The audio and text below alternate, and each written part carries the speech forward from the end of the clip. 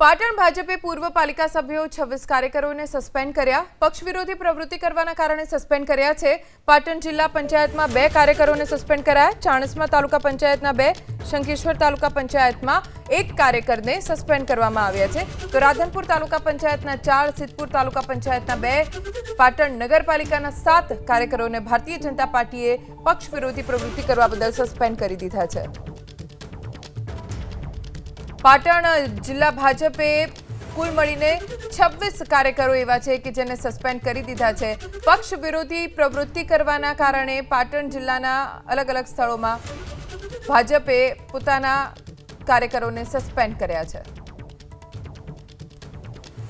પાટણ ભાજપે પૂર્વ પાલિકા સભ્યો 26 કાર્યકરોને સસ્પેન્ડ કર્યા। પક્ષ વિરોધી પ્રવૃત્તિ કરવાના કારણે સસ્પેન્ડ કર્યા છે।